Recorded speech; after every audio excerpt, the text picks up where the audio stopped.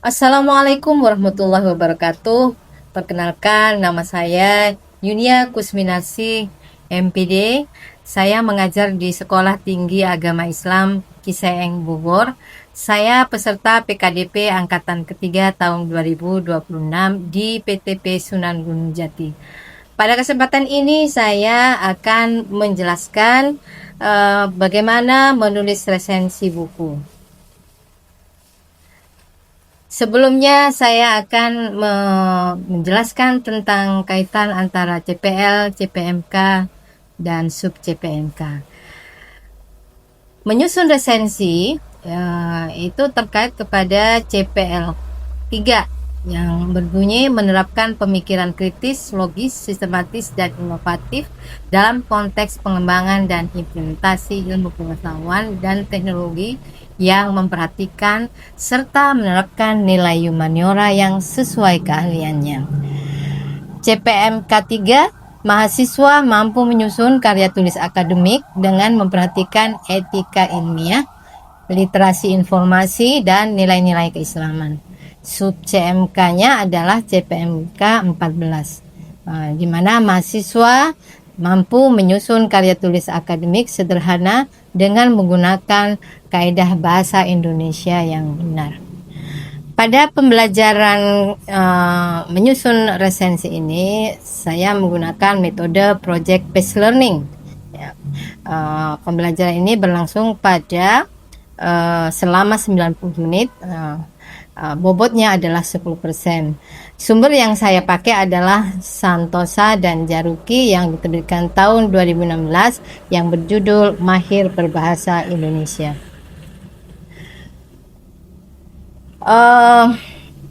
Baik, selanjutnya saya akan menjelaskan apa tujuan dari pembelajaran resensi ini, yaitu tujuan umum.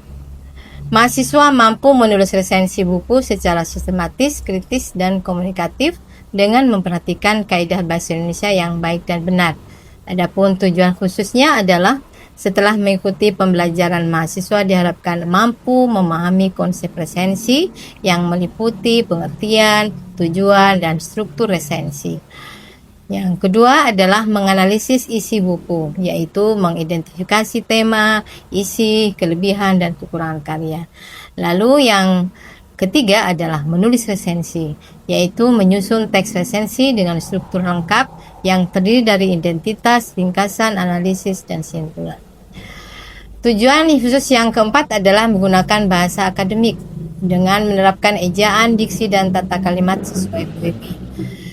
Yang kelima adalah menunjukkan sikap kritis dan objektif dengan memberikan penilaian berdasarkan argumentasi yang logis dan data yang relevan. Terakhir, tujuan khususnya adalah menunjukkan orisinilitas karya dengan cara menulis resensi dengan gaya sendiri, bebas plagiasi, dan bernilai reflektif. Nah, selanjutnya saya akan menjelaskan tentang pengertian resensi buku. Resensi buku adalah jenis tulisan yang memberikan penilaian, mengungkap kembali isi buku, membahas, atau mengkritik sebuah buku. Kata resensi berasal dari bahasa Latin yaitu revidere atau recensere, yang berarti melihat kembali, menimbang, atau menilai. Tiga istilah resensi dalam bahasa Belanda dikenal sebagai resensi, dalam bahasa Inggris sebagai review, dan dalam bahasa Indonesia disebut timbangan buku, tinjauan buku, atau pembicaraan buku. Ketiganya mengacu pada satu tindakan mengulas sebuah buku. Apa yang harus dilakukan, sikap apa yang harus dilakukan oleh peresensi? Ya. Peresensi harus menunjukkan kedewasaan akademik yang tercermin dalam sikap objektif dan orisinilitas keilmuan. Resensi juga harus memahami bidang kajian buku yang diresensi agar tidak mengalami salah tafsir terhadap isi buku. Lalu, apa hal yang bisa diresensi? Hal-hal apa yang diresensi? Bahasa harus jelas, tegas, dan akurat, pilihan kata tepat dan tidak konotatif. Isi resensi disesuaikan dengan kompetensi dan minat pembaca. Penyampaian timbangan harus objektif, seimbang, dan proporsional. Nah, selanjutnya adalah materi kedua adalah tentang struktur resensi buku. Setiap resensi yang baik memiliki sistematika yang jelas dan runtut. Berikut adalah komponen utama yang harus ada dalam sebuah resensi. Pertama adalah judul resensi. Harus menarik, membuat pembaca penasaran, selaras dengan isi resensi, dan berbeda dari judul buku yang diresensi. Sebelum menentukan judul, rumuskan terlebih dahulu tema resensi. Yang kedua adalah identitas buku. Diinformasikan secara objektif dan selengkap-lengkapnya, yaitu judul bukunya, pengarangnya, kota terbit, penerbit, tahun terbit, tebal buku, dan harga buku. Sebaiknya dideskripsikan dalam bentuk paragraf, bukan daftar butir per butir. Nah, selanjutnya struktur yang ketiga adalah pendahuluan resensi. Di dalam pendahuluan resensi itu, si resensi memperkenalkan pengarang, membandingkan dengan buku sejenis, memaparkan keunikan buku, memperkenalkan diri penerbit, dan menyampaikan tema besar yang diangkat oleh buku. Yang keempat adalah isi pernyataan, memuat sinopsis atau ringkasan isi bab per bab secara kronologis, disertai beberapa kutipan, dan penilaian mencakup aspek fisik, substansi isi buku, serta redaksional yang terdiri dari tinjauan bahasa, kesalahan cetak, termasuk keunggulan dan kelemahan. Yang kelima adalah penutup, berisi kalimat persuasif yang menyimpulkan apakah buku tersebut baik atau tidak untuk dibaca, serta menjelaskan arti penting buku tersebut bagi masyarakat. Materi yang selanjutnya yaitu tahapan menulis resensi. Menulis resensi yang baik memerlukan tahapan yang terencana dan sistematis. Pertama adalah penjajakan buku. Jadi, mahasiswa harus mengenali dulu identitas buku, tema, identitas lengkap, dan jenis buku yang akan diresensi. Kedua, membaca secara komprehensif. Baca buku secara menyeluruh, cermat, dan teliti. Tandai bagian penting yang memerlukan perhatian khusus. Tahap yang ketiga adalah menentukan sikap. Nilai bobot ide, kekuatan analisis, kelengkapan data, kreativitas pemikiran, kualitas bahasa, dan aspek teknis. Yang keempat adalah menulis dan merevisi.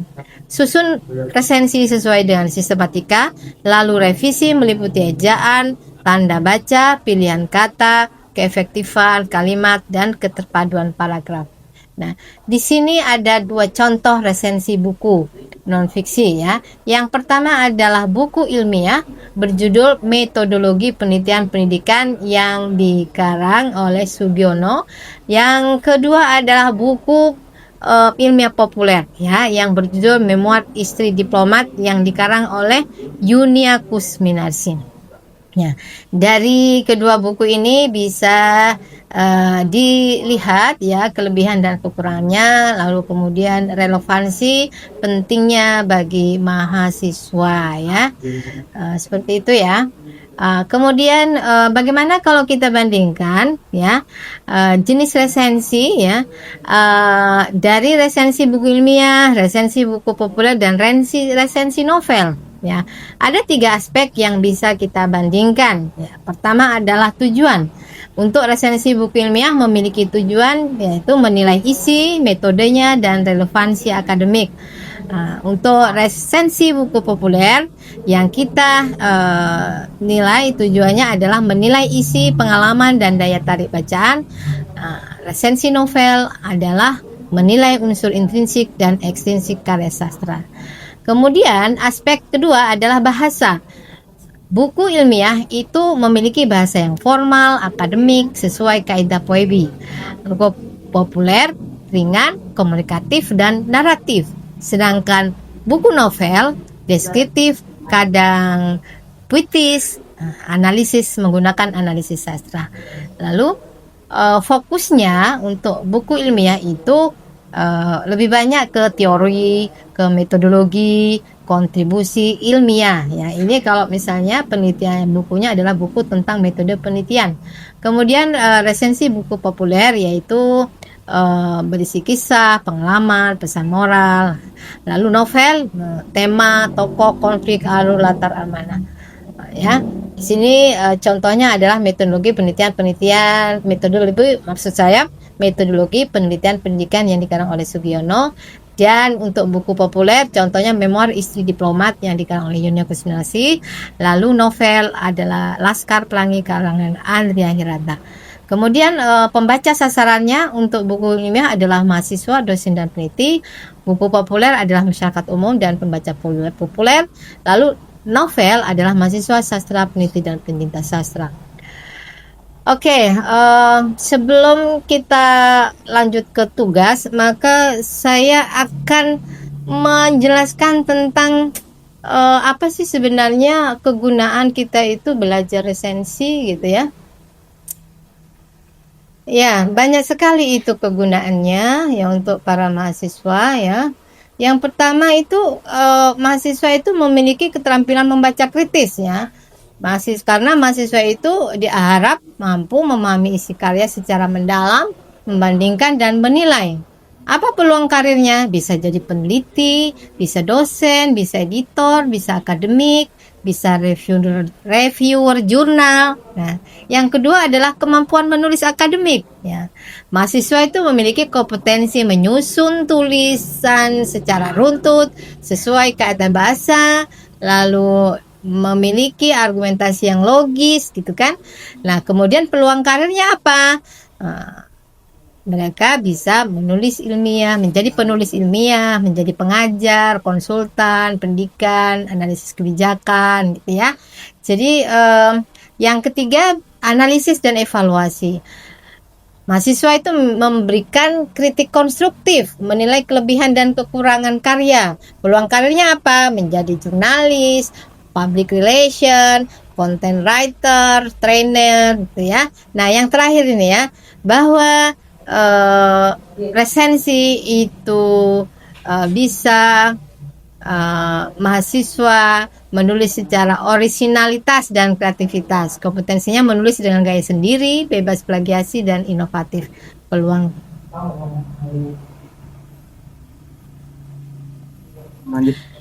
karir penulis kreatif, blogger, influencer literasi, dan penggiat budaya. Oke,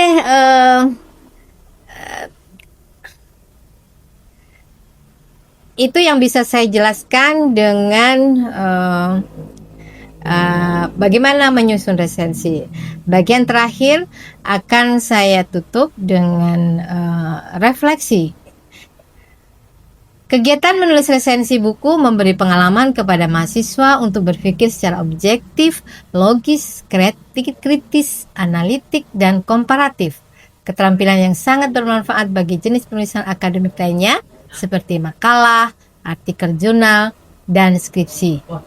Menulis resensi, melatih ketajaman analisis. Nah, ketajaman analisis ini bergantung pada penguasaan isi buku yang dianalisis dan pisau analisis yang sesuai dengan jenis buku, serta argumen yang logis disertai bukti yang valid. Lalu, di dalam resensi itu harus menunjukkan nilai akademik dan keislaman. Nah, tunjukkan kejujuran, objektivitas, dan adab ilmiah dalam setiap penilaian. Resensi yang baik mencerminkan integritas dan kemaslahatan ilmu pengetahuan. Nah, yang terakhir, jangan tunda lagi ya.